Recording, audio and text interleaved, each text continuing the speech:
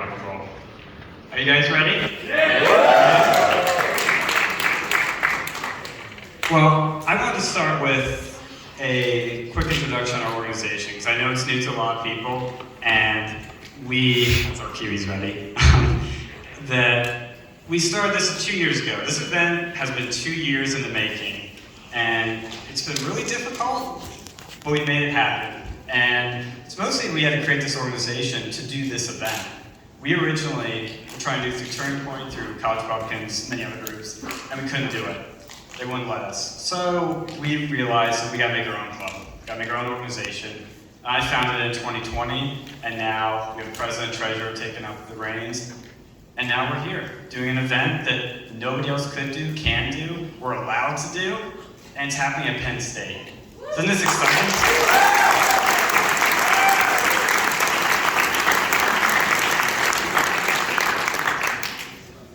So, like I said, Uncensored America's Free Speech Organization. If you want to keep up with us, you want to find out more about our organization, when we're doing more events, when Milo may be going somewhere else, or we bring somebody else that's on the far left, the far right, the middle, the center, wherever, it doesn't matter. We're just a platform for free speech. We want people to come in and talk, have a conversation, listen to interesting opinions, rather than being canceled or censored, because really those are the issues. It's not government censorship, really that's the biggest problem right now. It's big tech companies, big monopolies, big business, and your so-called friends at work. They'll post your name on Twitter, get you doxxed, and get you fired tomorrow, all because you like the wrong image, all because you like the wrong opinion, or because you want to attend a Milo event. I got doxxed 4 times, not bragging, but it is unfortunately the reality of today's world, so that's what we're living in. But 2 years ago, when we were trying to do this, we didn't have COVID, UFOs weren't real, gas was cheaper. It was a totally different time, and everything's gotten worse with free speech. I was still a student. Milo was still gay. He laughed at that one. I don't know. So, a lot's changed, and so we're trying to be a new organization with new ideas. So if you want to follow us, you can do that right there. Now I'm just curious, how many people knew who Milo was before this? Most people, pretty good. How many did not know who he was till this event? There we go, we got some new fans, cool. If you want to follow Milo, we will have those social media QR codes at the end, and you can check them out. But I want to give a quick introduction to him for those who don't know too much about him.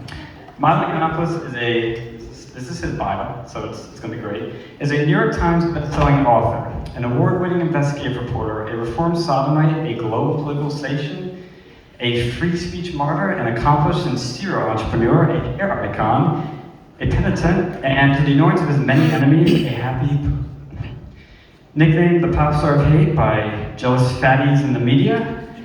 Milo is the most censored and most lied about man in the world, banned from entire continents for his unapologetic commitment to the sound of his own voice.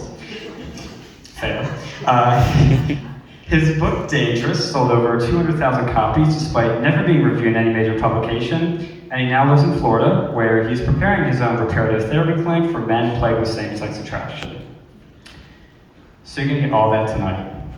So, without further ado, it's time to introduce Milo. You got a problem. Drake, you need a therapist. You know what you need? A therapist. Life like this is what your life like. Try to live the life right. You don't really know it. Milo Yiannopoulos, everyone.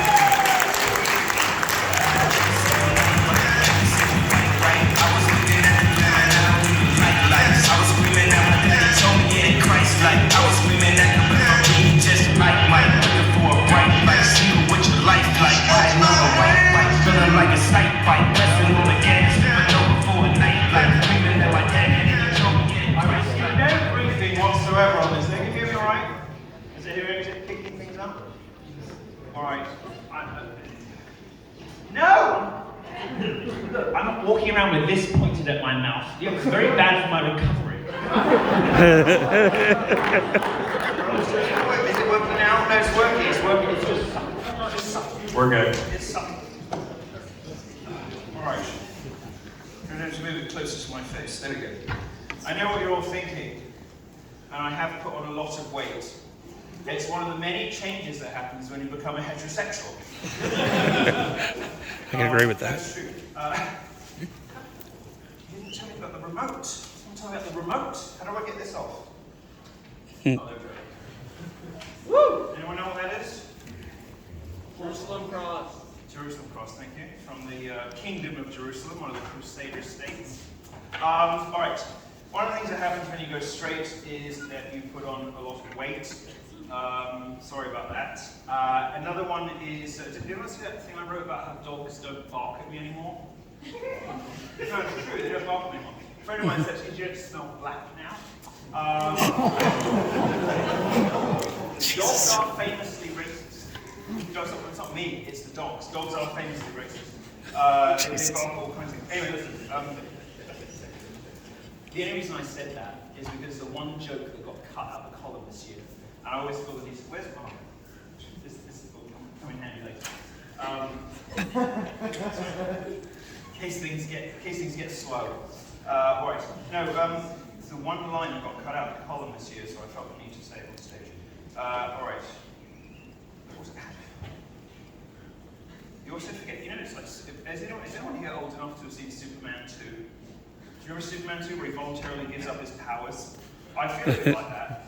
You know, I can't coordinate accessories anymore. I've forgotten which one's teal and which one's taupe. All right, here we go. Fine. Okay. All right, perfect, good. Where's my lab coat? Oh, it's over there. Oh, fine, all right, okay, fine. All right, we can get to that later as well. All right. Put the tag on and return it later. All right, okay, before we start, we've got to talk about something. And it's this. Does this number mean anything to anybody? It's my tuition. This, allegedly, is the amount that I'm being 16,500. paid to show up this evening. Well, that's true, I am being paid this much. Now, the situation is a little bit more complicated than it looks. Because I've seen this on posters, except on the posters, of course, look, we're going to get to this speech in a minute, I promise. On the posters, they've got a different number. They've got this one, because this is with travel. 17,934. The litter, you see those pictures of Cleopatra, it's being carried by Nubian slaves, just fanned by catamites. So there's that as well, me getting here, the vast country estate that they've put me up in. There's that that's gone into it as well. But there's also, of course, the ticket sales from this evening. So thank you to those of you in the front row. 1944. So thanks for that. And then I got a phone call. 3 days ago. 3 days ago, a phone call. It said, I can't be there at your Penn State thing, but it sounds amazing, so I'm going to support you. Can I give you some money? Okay. So $4,500. So we're up here. No, 23,904. It's a lot of money, isn't it? It's quite a lot of money. What do you do with it all? It's like, giving up the Gucci. What am I going to do with it all? So I thought, I'll top it up myself to a neat $24,000. And I'll write a couple hundred of them, and I'm going to give it to a good cause. So I racked my brains, and then I thought to me, I've got my own good cause. I am the good cause. So here's what we're going to do with it. Milo Yiannopoulos Anyone know what Penn conversion Therapy. therapy is? That is the fancy new name for conversion therapy. So here's the Milo clinic. I made this myself just like 20 minutes ago. So you thought it was a professional. So some sort of ad agency in New York, somebody with a precious metal in their surname across the day, charged me $50,000 for this. No, I made it myself. Here's the other one. There's another one. I'm not this yet. It's paying forward now. Why is it paying forward? Oh, okay. No, that's fine. Okay, this is our logo. What happens next? We'll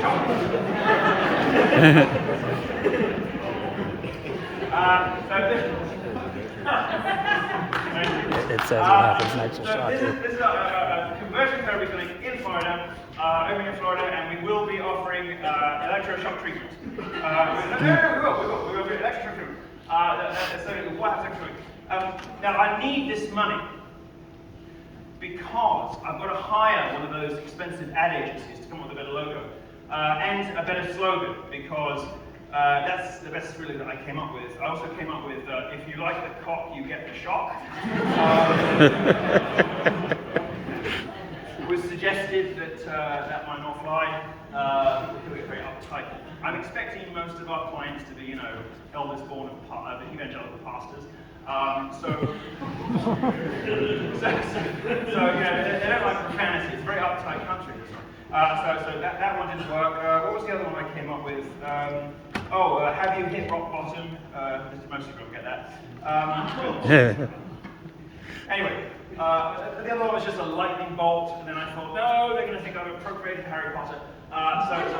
This is what I got so far. Anyway, look, I need money. I've got to have money because I've got to come up with branding for this, and I've got to get, you know, get started. Anyway, so look, I'm just gonna put this up and say Milo thank Yiannopoulos you. Penn State University. It's the first Generous time- donation. This will help dozens of young men escape a natural and dangerous homosexual urges.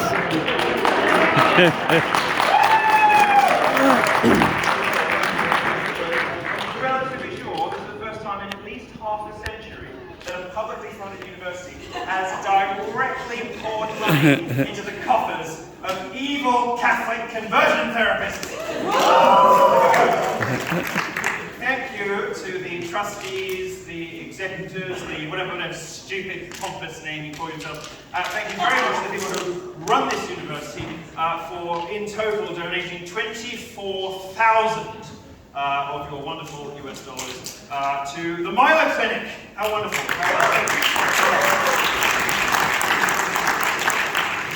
Now, I'm going to get to the speech in a minute, I promise. I'm going to get to the speech in a minute, but I want to tell you first about some things that happened before I got here. Well, first of all, is anybody here a member of the College Republicans? Rhinos. Oh, you. Could you leave? Anybody else? Yeah, you go. You're right. I brought you here. What? I brought you here. Well, then you should be a member of the College Republicans.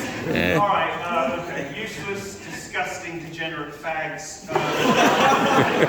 No, really revolting. I mean, I've done some disgusting things to myself, but nothing quite as disgusting as joining a College Republican.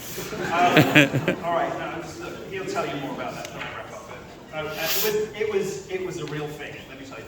All right, so look, before I came here, the Penn State said, okay, we'll pay you a bunch of money, but we're also going to disavow you on our website. Okay. So they said, Milo Yiannopoulos blamed Muslims, that's what they said, blamed Muslims for the Pulse nightclub shooting. I wonder why I did that. That one where a Muslim If you don't went remember the there. Pulse nightclub shooting, Omar Mateen, wanders up is a semi-automatic, whatever, and just sort of lays waste to some Hispanic gays. Two birds, one stone. I'm joking. We love our Latino friends. We love them. But laid waste, lots of dead bodies. And they said, I blamed Muslims for this because a Muslim and his Muslim wife and his Muslim friends did it. So I would like to, I've had some time to think about it. And I'd like to reconsider my remarks, which were rash and cautious. And I would like to clarify that Omar Mateen did nothing wrong.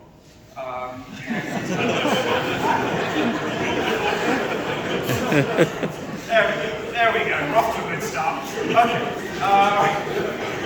I mean, what else do they want? What do they want from me? Okay. Student protests. They've been quite disappointing. I was disavowed. I'm just reading this. I was disavowed by a drag club called Opulence. Disavowed by a cancer charity for some reason. I mean, Lord knows why. Disavowed by assaulted faggots, degenerates, jealous fatties, and single mothers. Dredging up stuff from when I was straight. Excuse me, when I was gay. Just trying to get it right in my head. They were dredging stuff up from when I was gay, and I would like to think that this is dead quoting. You know, there's the dead naming. You know, you're not allowed to mention that you know, Esmeralda's real name is Derek. So they're dead quoting me, bringing up things from when I was a different person, which seems to be very unfair to me. I was even disavowed by the Society Against Sexist Violence. Who doesn't like sexist violence? What a bunch of fat gay nerds! Who doesn't like sexist violence? Nobody, everyone does. Okay, here's a quote that I really enjoyed. I'm going to read it to you exactly, okay? When Penn State's queer and trans people of color secretary, Kyra Gines, saw... Sounds like a body part, doesn't it? I've got an inflammation on my Kyra Gines. I've got a rash on my Kyra Gines. Could you tickle my Kyra Gines?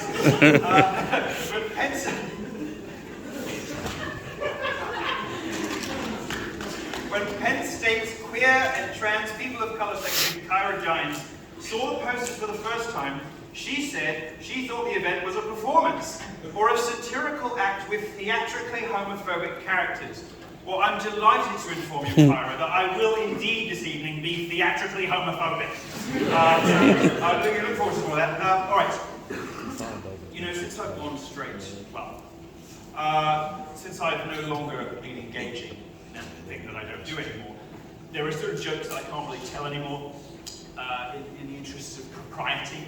In the interests of you know, trying to, I mean, I have a very foul mouth. It's my biggest struggle as a Christian, is my foul mouth.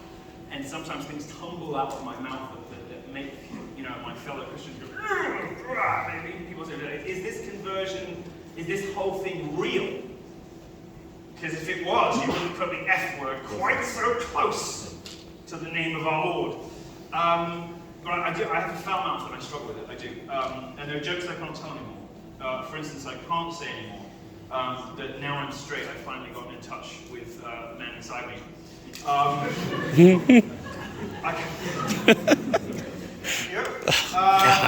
can't say that before conversion therapy I couldn't even lick a stamp. I can't say that I've realized that God is the only thing that will fill the penis-shaped hole in my heart. Since I have lost all my superpowers, I have nonetheless become happy.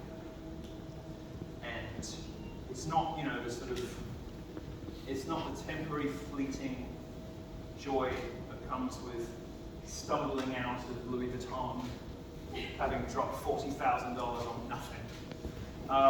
And it's not the addictive rush, endorphins, the dopamine of disordered sexual appetites. It's a new kind of contentment. I'll tell you a little bit about it later, after I've been ruder about other people. So, I'm going to get to the speech in a minute. I will start the speech in a minute. Before I do that, I want to just address a couple of lies. First of all, that gays are born this way. Is there anybody here who actually believes that gays are born homosexual? Anyone say that? You, it's the weed, the skinny fats. Anybody else? And the lady, well, we don't take our opinions very seriously. What does your husband say? You're not married, of course you're not. Have you wondered why? Anybody else? Anybody else? No, good. So relatively intelligent room. That's good. Look.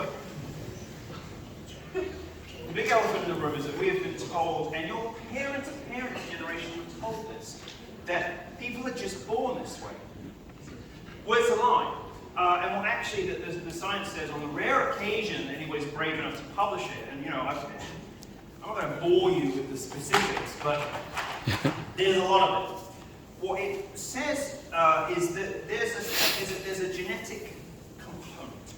Some people have a sort of a predisposition, perhaps, but environmental factors are much more likely to determine whether somebody is going to spend their life with men or not. And in case you're wondering, what creates homosexuals is, and the people who had their hand up look like they're all prime example of this, no good male role models, having no good relationship with your father, and an overbearing, over-present mother.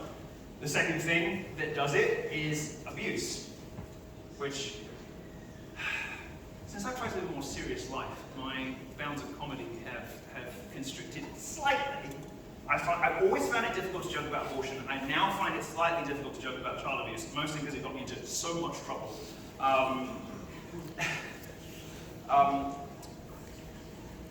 The thing that gays have in common is not ethnic, racial, whatever. It's very specific. It's a childhood in which they fail to forge meaningful and sustained platonic bonds with other men, especially men their own age, and especially their father. And the other thing is that they were abused.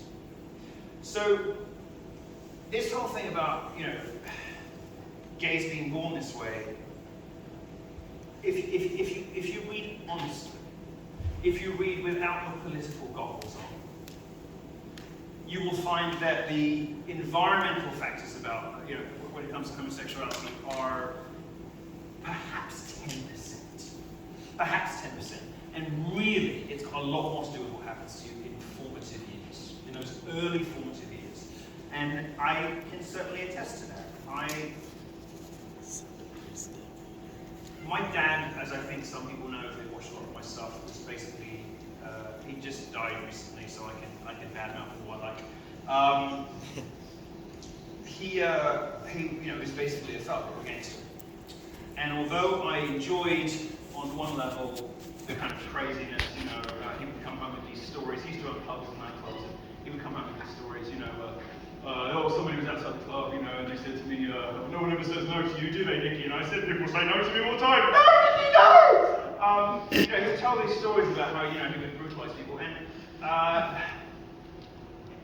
he frightened me so much that I don't think I've ever really wanted to be friends with dudes.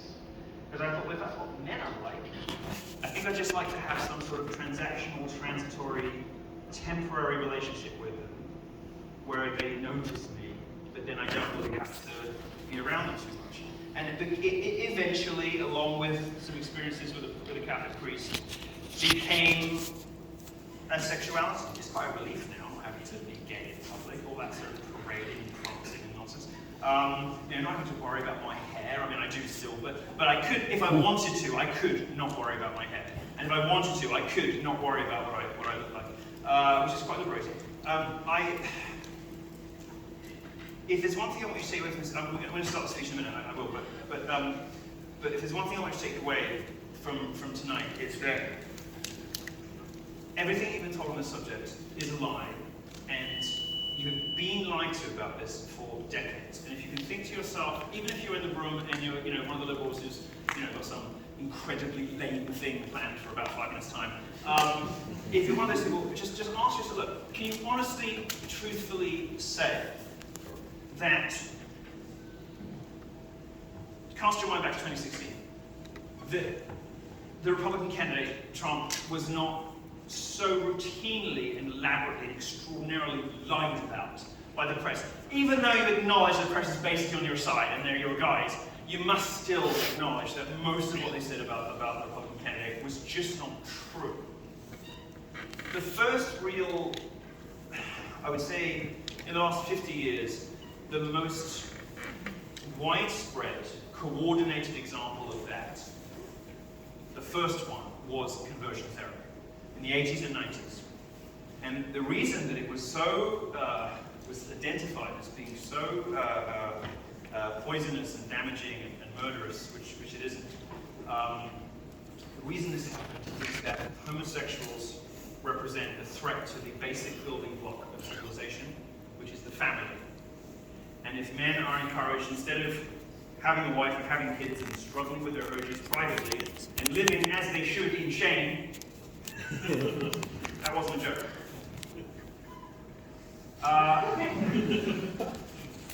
Shaming is good.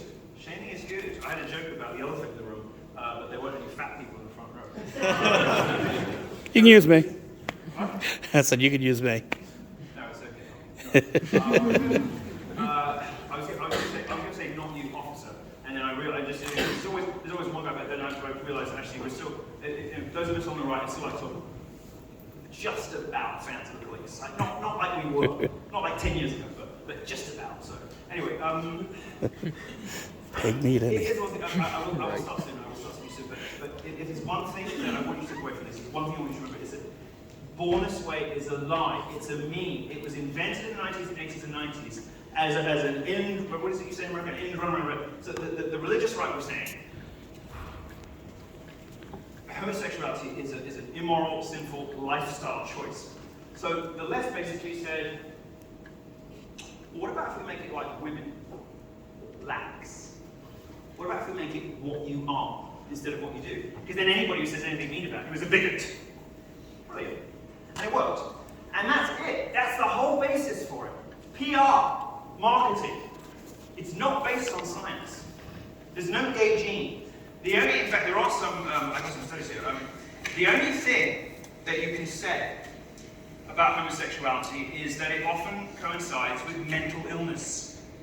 That gays are crazy. Because some of the genes that seem to pop up in homosexuals also pop up in crazy people. And gays aren't crazy because you bully them. You should keep doing that. We need it. They need it. Sorry, it's a process. You should keep doing it. Gays aren't crazy. I mean, people act outside, all this stuff. I can't even do it convincingly anymore, can I? Gays don't act mental because you're a bigot. They act mental because they're mental. And if you look at it, it's not me saying it, it's not me saying it, it's a study, it's a science. Look, I've got a highlighter pen. The Mental Health Foundation and the CDC, they both said LGBT plus individuals, that's how you know I'm not reading from a conservative source, you see. LGBT plus individuals experience depression, 3 in 5 experience anxiety. Of those between the ages of 18 and 24, 1 in 8 have tried to kill themselves. They're crazy! Gay and bisexual men are more likely to have major depression, bipolar disorder, generalized anxiety disorder. Homosexuals in general have lower mental health. Not because you're mean to them, but because they know on some level that something is not right. And we live in a society that tells them that the thing that's killing them is the thing that will save them. That is crazy, it's cruel, it's evil, it's demented. To use the language of My New Life, it is demonic. To tell people that the thing that is killing them is the thing that will save them is so unutterably and jaw-droppingly sociopathic. But that is what is happening. Now, before I get to the speech, I'll go to it in a minute. They say there's no link between gays and pedophiles. Who believes that in the room? Who thinks there is no connection whatsoever between homosexuals and kiddie diddlers? Kid diddlers. Okay, a few more than the last one, but still not very many. What are you doing? What is this? Any sort of connection is dubious at best. Any connection is dubious at best. What am I really Well, you're not telling me anything more than your hand up did, so what are you saying? Well, one, you have really nice hair. No, come on, you're not going to get me like that. Okay, fine, I'm not going to be mean to you now. Okay, anybody else think that there is no connection? Okay, well, the fact is, most gays don't want to bum your children. But most of the people who want to bum your children want to bum yours. There is a connection. There is a statistical connection. It's real. It's not a causal link per se, but many of the same kinds of dysfunctions and disorders that, and we don't know this because the stuff is just, there's nothing definitive on this really. But many of the early life patterns that we see in homosexuals, in people who have sex with men later, pop up in pedophiles too. And guess what? They're also more prone to all the same kinds of mental shortcomings. They also live lives full of prostitution and disease and drugs and obsessive compulsive behaviors. All of the same kinds of habits. So we can't definitively yet that they are different sides of the same kind of dysfunction. But if we are honest with ourselves, that is what it looks like. That's what it looks like. So it's a lie. It's another lie. It's a lie to say there's no connection. Primarily because we don't know. But mostly because, if we had to guess, there isn't. Another lie, before I start the speech. Another lie. Conversion therapy doesn't work. All right. I said I was going to bore you with studies, but this hopped onto my desk recently. October 2021. Couldn't be fresher. Couldn't be fresher for you, okay? A new landmark peer-reviewed study in a major journal. Here's what it says.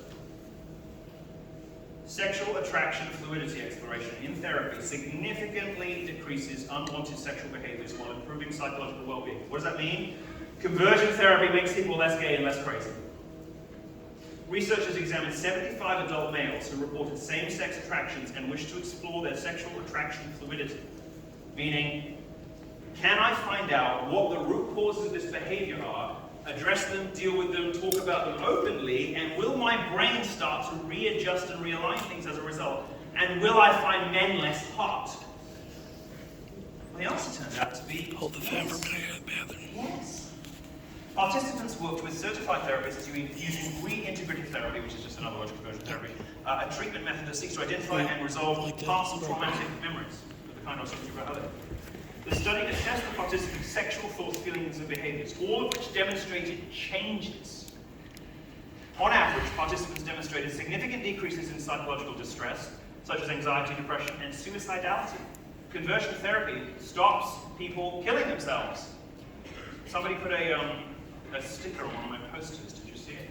Conversion therapy kills kids. Name one! I can think of some of your stuff, guys, that kills kids. Transgenderism seems to kill our kids. Significant increases in overall well-being. And here's a quote from a guy who went through this process. 30-year-old gay man.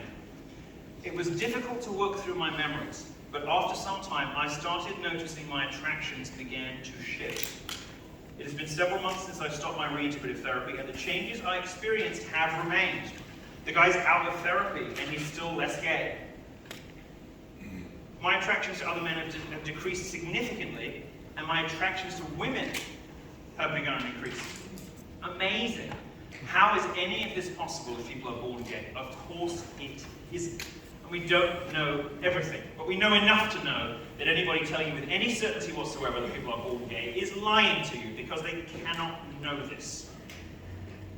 All right, now before I start, one last thing. Kids with gay parents come out fine. Who thinks that you can be raised by two dads and end up okay? Oh, they can. I liked it. All right. All right, thank you. Thank you. Persnickety in row 2. I should be nice to you because you paid to be here. You again. All right. Relatively sensible room. Okay, different question. Who thinks you can be raised by two lesbians and be okay? No. Absolutely nobody. You're right. If you think the products of single mothers are bad, imagine two single moms. It's actually, technically, it's more like single mom cubed. Single mom to the power of single mom to the power of single mom. Anybody remember that case where two Californian lesbians adopted like 6 black kids and then just drove them all off a cliff in a Subaru? Remember that? It wasn't actually a Subaru, but... Thank you. This is the life you can expect if you are raised by lesbians. There's a horrible video of one of their little, lovely little chocolate-colored children weeping at some hippie music festival. You know, the guys in this sort of hemp stuff.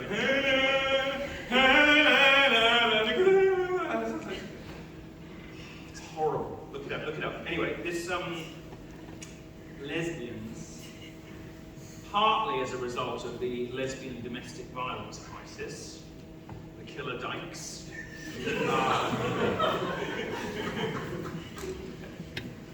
didn't even write that headline. It's one of my favorite headlines. It was for Breitbart 2015, Attack of the Killer Dykes. And so it's okay, it was nice to work for a publication where, because normally when you're a journalist, your editors will water everything down, take out the good jokes. Someone took out that joke about, the dogs that, so I can say today. They'll take out all the good jokes. Breitbart, I had to call up and say, mate, that's a bit much. Anyway, so you can look it up. It's called Attack of the Killer Dykes. I wrote it for but it's very sensible. I wrote it about 5 years ago, and it explains why every so look, bottom line is, kids raised by gay parents are a complete mess. They are a car crash. They end up trying to kill themselves, they're depressed, they have all these kinds of personality disorders. It's like, it's so bad. So bad. Pete Buttigieg,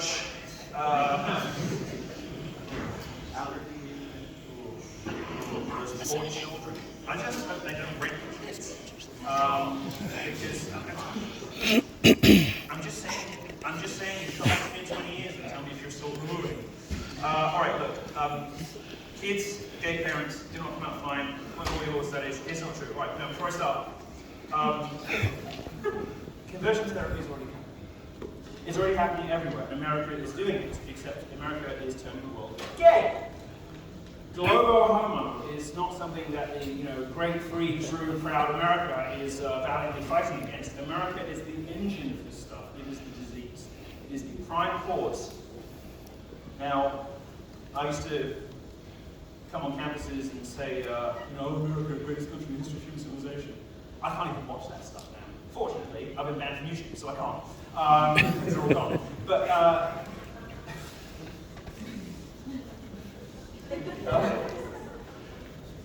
$900 a month, I miss it. The thing is, the world, and this is a development that has occurred after I last saw you on campus. Yes, it's been 4 years since I spoke on campus before. The world has changed, and America has changed more than anything else since we put Trump in office. You're welcome. Except he turned out to be a lazy fat coward, vaccine pushing coward. Sorry about that. The world has changed. America has changed the most. America has changed the most. America is now. I listen to evangelical preachers, sort of fire and brimstone guys, sort of crazy anti-Semites in Florida. I used to think, like most of you, they're a bit mental, but they sound really, really bang on now, don't they? I did an interview with one of the Phelpses from the Westbrook Baptist Church. And I was like, oh my, I can't disagree with anything this woman is saying. What has happened to them? But it's not me, it's America. America is now the engine of this stuff. America, when Africans will tell you they prefer to take aid from China because it doesn't come with all the gay strings attached. And they mean gay strings. They mean America wants to have gay pride parades in exchange for hate money. China just wants the cobalt. So, America really is the problem, and conversion therapy is happening in the wrong direction. And the problem is not whether we're going to do conversion therapy or not. The problem is we've got to reverse the trajectory. Because in a very real sense, the social changes that are happening in America are making you gay. They're creating homosexuals. Now, I know that there's some sort of over-egging of the pudding in the statistics when they say, oh, there are more LGBT people than ever before. It's all nonsense. But whether they say it's 5 or 10%, there is growth. And the reason there's growth is that people aren't born gay, they're made gay. And this is probably the gayest culture on the planet. America is the gayest country in the world. This is the country in which you are most likely to turn out a cum-gutter. Why? Sorry. Why? Because this culture is one that is dedicated to the destruction, dissolution, ridicule, and end of the nuclear family. That is what all of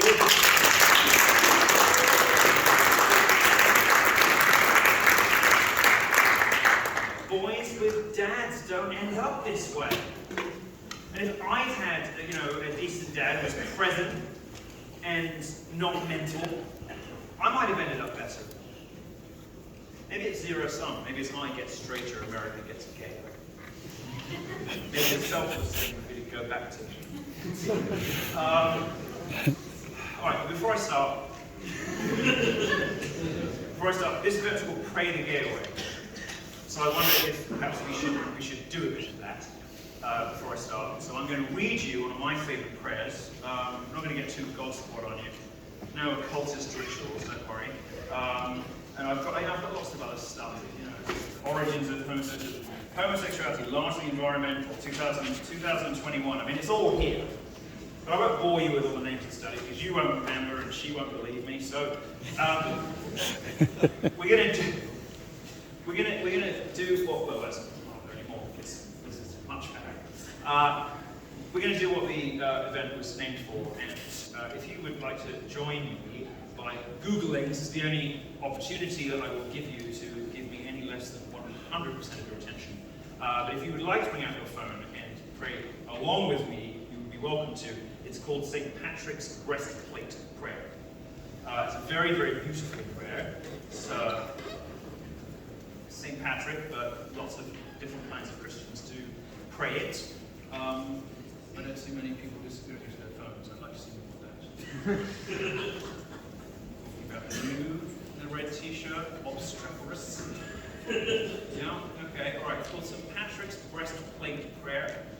Have a little look, and if you'd like to pray along with me, that would be lovely. But if not, that's okay. You can whisper under your breath.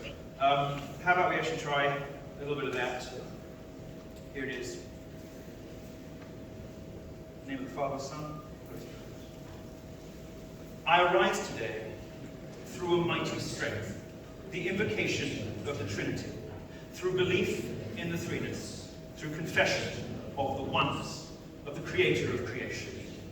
I arise today through the strength of Christ's birth with his baptism, through the strength of his crucifixion with his burial, through the strength of his resurrection with his ascension, through the strength of his descent for the judgment of the doomed.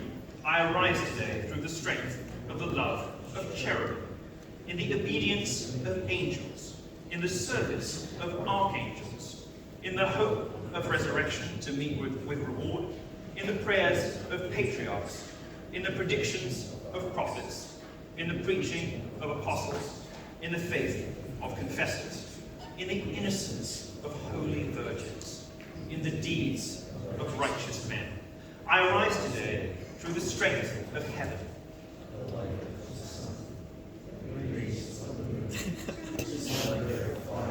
The speed of lightning, the swiftness of wind, the depth of the sea, the stability of the earth, the firmness of rock. I rise today through God's strength to pilot me, God's might to uphold me, God's wisdom to guide me, God's eye to look before me, God's ear to hear me, God's word to speak to me, God's hand to guard me, God's shield to protect me, God's host to save me from snares of devils, from temptation of vices, from everyone who shall wish me ill, afar and near. I summon today all these powers between me and those evils, against every cruel and merciless power that may oppose my body and soul, against incantations of false prophets, against black laws of paganism, against craft of idolatry.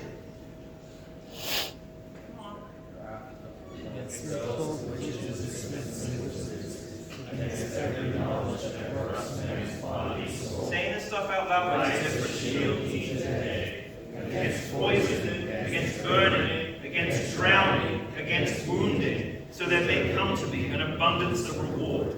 Christ with me, Christ before me, Christ behind me, Christ in me, Christ beneath me, Christ above me, Christ on my right, Christ on my left, Christ when I lie down, Christ when I sit down, Christ when I arise, Christ in the heart of every man who thinks of me, Christ in the mouth of everyone who speaks of me, Christ in every eye that sees me, Christ in every ear that hears me. I arise today through a mighty strength, the invocation of the Trinity, through belief in the threeness, through confession of the oneness of the Creator of creation. Amen. What a beautiful piece of literature. Isn't that a lovely piece of literature? It's absolutely wonderful. Now, I didn't get to the speech, I didn't have time. But since we have to be out soon, because this will shock you, you know, heterosexuality is a process, and I haven't quite mastered being on time yet.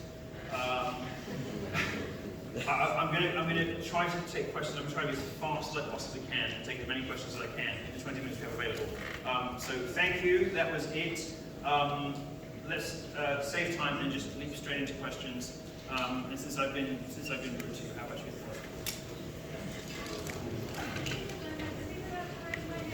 Can you yell and I'll repeat it? Oh, no, I can speak loudly enough. She don't need no man. Oh,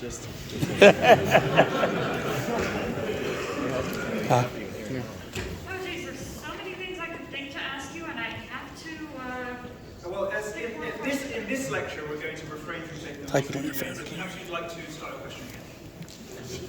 so many things I would like to ask you, I just can't think. Okay, let's move on. Okay, all right. Very, that was predictably impressive. Don't text me because it'll pop up on my phone. Thanks for coming. What do you think the Catholic Church should do about its sexual abuse crisis? I wrote a book about this in 2018, I think, called Diabolical. The problem with the Catholic clergy is not celibacy, it's the lack of it. People think that the problem is, it's natural.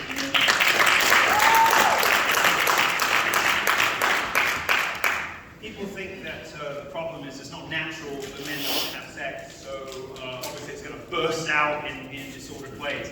Actually, what happens is, when you create a space where anything is permissible, you attract even worse evils than were there when you start off with. And so some people will understand this as when you let one sin in, the others will follow. Something I definitely struggle with in my foul mouth, and loose lips, which is, I think is a phrase that appears in the Psalms, 10 times or something, is my big problem. And I feel and I see and I know when I say stuff like that, and I see friends of mine go, ooh, even the audience today. I know there's something bad going on. In the clergy, what happens is this: if you turn a blind eye to priests having sex with each other, you create a permissive sexual atmosphere that attracts people with worse stuff, because they know that if they have these unpleasant and revolting needs, that this is a place they can get away with it. This is a place that they can indulge those desires and practice those terrible things, and they will get away with it for longer. So when you allow your priests to all just be practicing homosexuals, you attract pedophiles. Because pedophiles know this is an environment in which I can do what I want and escape scrutiny. So in my reading, my analysis, the primary cause of the clerical abuse crisis is not celibacy, but lack of it, and the cover-up from fellow homosexuals, which in some ways is as bad as the original offense. That's a matter for execution, isn't it? In the good old days of the church, you would take them out, give them the opportunity to repent, so you're not sending somebody to hell, without a chance to save themselves. Give them the last rites and get rid of them. Next.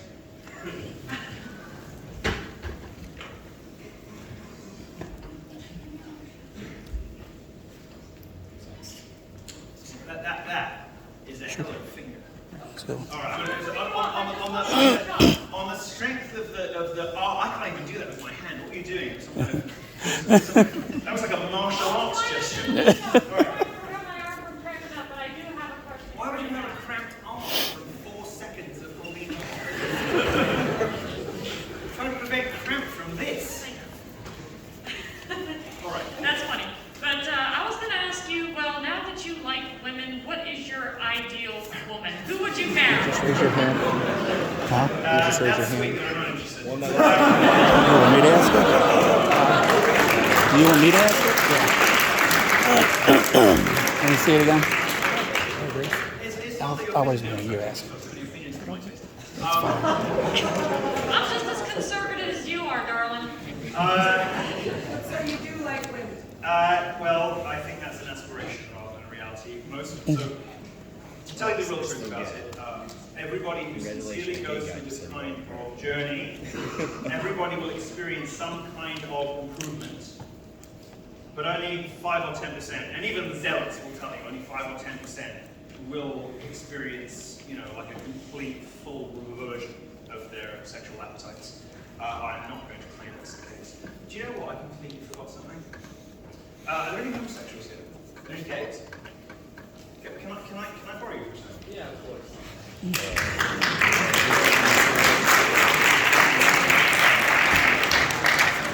I did bring one with me for a backup.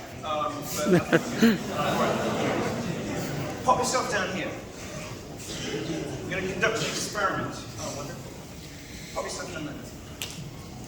Alright, so the two, I've got a list of these, but so the two things really that have been proven to work, back in the day, well, I mean they work to a point, but they're also just fun to do. One of them is electroshock therapy, which is difficult to do in this environment. The other is chemical castration.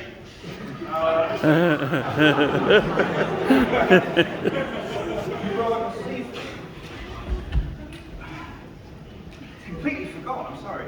They went to all this trouble. Alright, okay, so look. No, I'm just kidding. That's what they do in the accent, isn't it? They just quote mine. No, but what I do have is an electroshock machine. So this is from the 1920s, and this is we've plumbed it in. We've got it plumbed into the mains, and it turns out that it does still work. So what happens is this. I'm gonna plug it in. Now, you'll be fine. It won't kill you. You might want to date her afterwards, but probably not. Alright, so this is it. Someone's put cookies in. Oh no, they're not cookies. That's something. Oh, this is. Oh yeah. Oh, that's it. Alright, let me just put these in. Okay. Now I want you to just hold that. Okay. Alright. It's totally fine. It's alright. It isn't worse than, it's not worse than, like 50 of these things at once. Are you allergic to anything? Okay, great, perfect. Well, we're just trying to find out if you've got a weak ticker, won't we?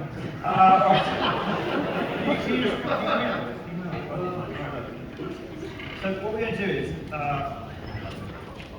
I'm going to basically, normally you have to have this hooked up to a dry bag. And we haven't done that. We've plumbed it into the mains. So they tell me the charge is going to be about 3 times what it was originally supposed to be. And in the 1920s, they didn't fuck about. Let me put it that way. Are you all right to try this? It's my only problem. Gosh, I've got another one of these. We could do the chemical castration instead if you want. Are you all right to do this? Have you had a medical recently?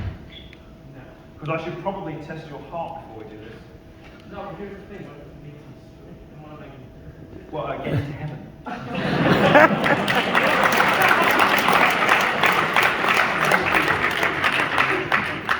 All right, I think,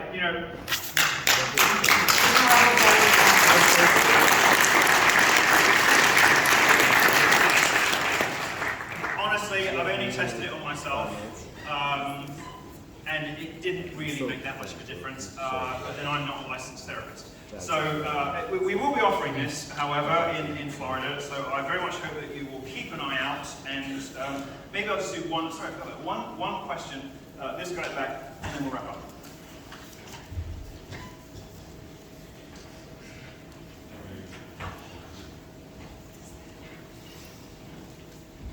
Good evening. I want to better understand your, transition to being ex-gay now.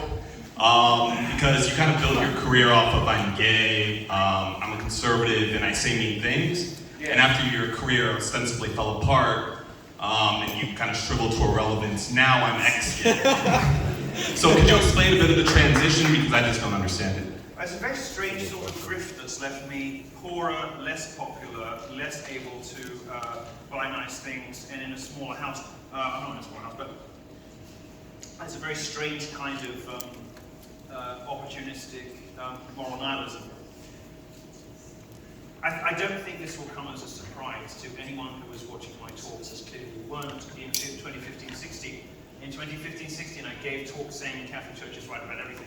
In 2015-16, I was answering Q&A saying, I don't like the way I am. If I could take a bill to change it, I would. In 2015-16, I was saying, don't give kids to gay couples. I was saying all of the exact same things I'm saying now 5 years ago. I just wasn't living up to my promise, and I wasn't adhering to the plan that God has for me. So, you know, I think as a sort of pointed and unpleasant question, you could have done a hell of a lot better. Let's give somebody else a chance. Let's give our brave volunteer a chance. Because did you think you were going to get shot? Not really, but A little bit? No, for like 10 seconds. Alright. Alright, I'll take it. There's a lot of conversion therapies all over the country. Thank you. There's a lot of conversion therapy clinics all over the U.S. What makes the Milo clinic so much better than all the other ones? If I wanted to... Oh, sure, yeah. Much higher prices. Much higher prices. We cost triple everywhere else. Because we're aimed at, as I told you, at evangelical pastors and their children. Well, for instance, you know, those higher prices will buy a variety of very special extra services. For instance, the Lindsey Graham Memorial Sauna. We're thinking the Michelle Obama detransitioning room.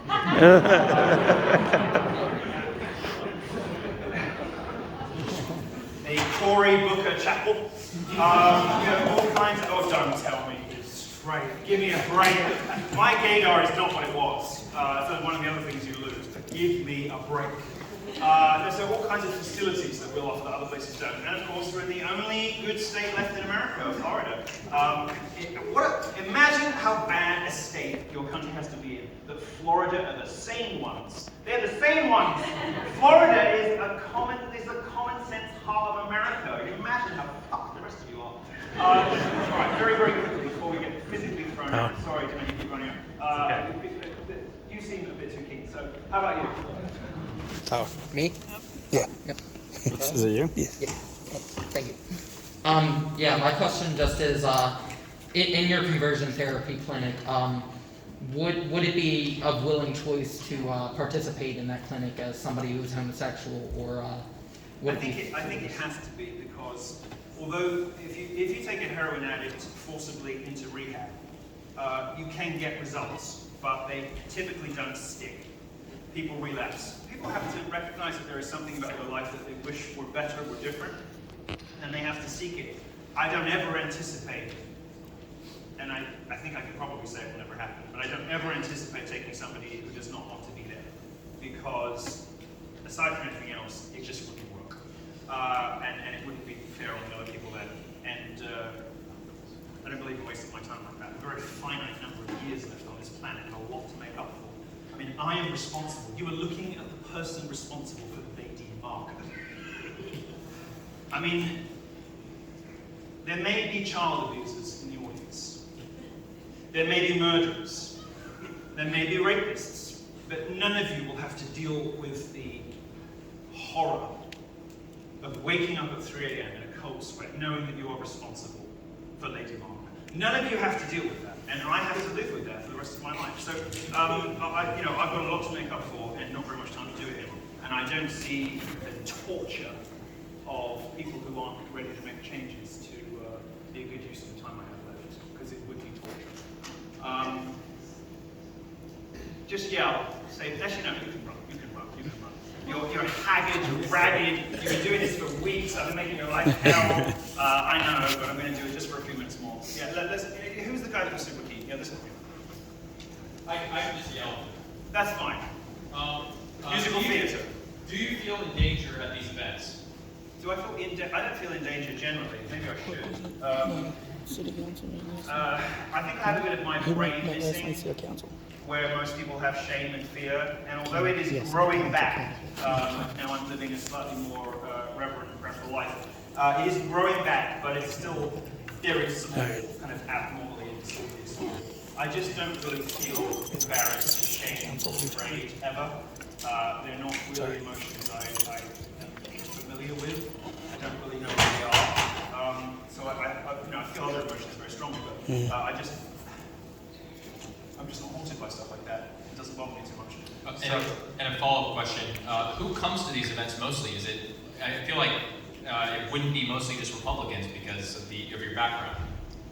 I don't know. You have to ask. Okay, thank you. All right. This lady here.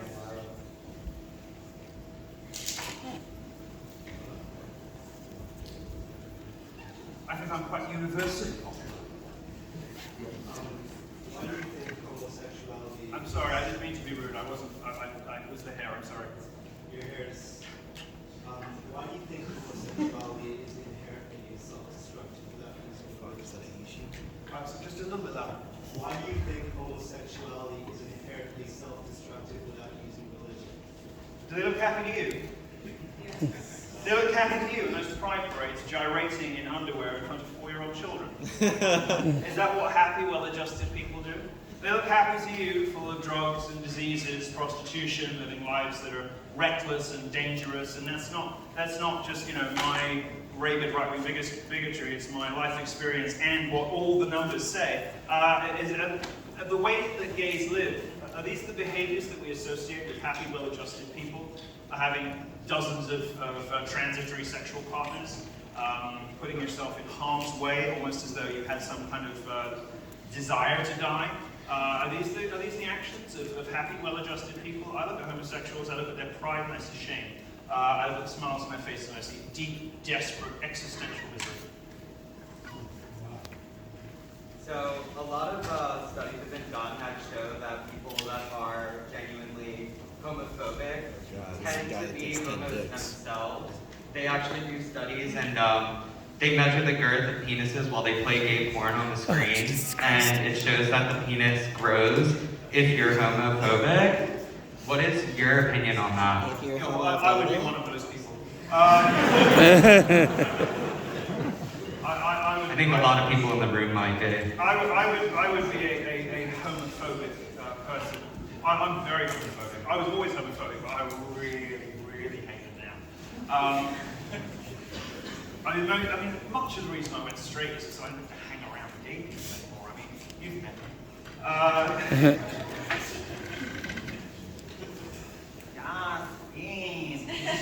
me. That's your whole personality, is it? I think that there are plenty of people. So here's the thing. Most people love their sins, right? Most people love the stuff that gets them into trouble. They love the stuff that's killing them. Drug addicts love their drugs. I think that there are some gay people who hate their disorder because they correctly recognize it as such. And if that manifests as homophobia, then they're doing two good things. Homophobes doing two good things.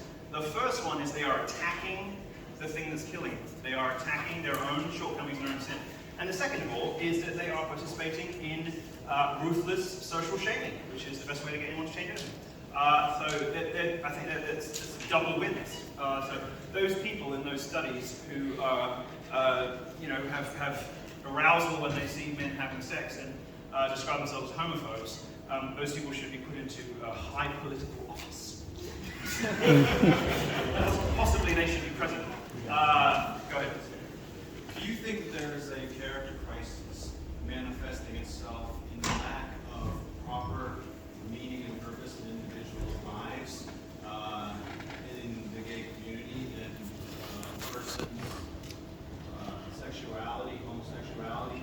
Is there an attempt to find some kind of meaning and purpose?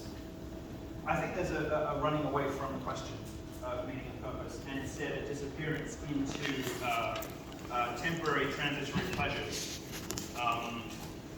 I see that, I mean, just guessing that your experience of gays has been mainly American, I mean, I think this is a wider problem than you think. I mean, this is not just homosexual, this is American culture in general. This is a country that does this. This is a country that leans into this stuff. The two reasons America failed, and then we're going to wrap up, unfortunately. Two reasons America failed. One is First Amendment plus disestablishing religion, plus guaranteeing freedom of religion. All very stupid ideas, and I realize that the first one of those sounds a bit wild coming from me, but they're all very stupid ideas. In combination, they're fatal. Disestablishing religion, why? Just because, I mean, okay, fine, you don't want the king anymore. Why would you have to throw away the basis of Western civilization? Dumb. Then you guarantee freedom of religion, even dumber. And then you enshrine in your Bill of Rights the right to bear false witness. Incredibly, extraordinarily and monumentally dumb. This is the reason America's failed politically. The reason America's failed spiritually is nihilistic individualism, in which everybody is encouraged to construct a personality. It's going to sound Marxist, but it's true. Everyone is encouraged to construct a personality through consumer choices. We piece together who we are by what we wear, what we eat, the music we listen to, the people we hang out with. This is a very, very reckless, poor substitute for a life lived in the light of the Lord. This is a very poor substitute for a religious life. Forging your own identity aside from what God wants for you in consumption is about the most nihilistic and stupid thing you can do. So I think it's way wider than the gay problem. Gays, as the dumbest minority, have embraced this really wholeheartedly and enthusiastically. Oh, they're the dumbest minority. Not just the dumbest, but the most credulous. They will believe anything. I mean, gay people believe anything. Anything you tell them. Anything you tell them. So they're like small children because they are locked at the age that trauma happened, you know? Like 7-year-old children believe literally anything. Gays are the ultimate Americans, you know, the ultimate nihilistic consumers with no life purpose. You know, they are what white America was designed for. You know, the ultimate purchaser, the ultimate shopper, the ultimate consumer, the ultimate self-abuser. So it's a much longer topic for another day, for another talk. But homosexuals, I mean, America is a gay country. There's a reason that your government puts pride flags on every embassy, no matter what the month is. Doesn't matter what the month is, except, you know, those countries where they'll get bombed.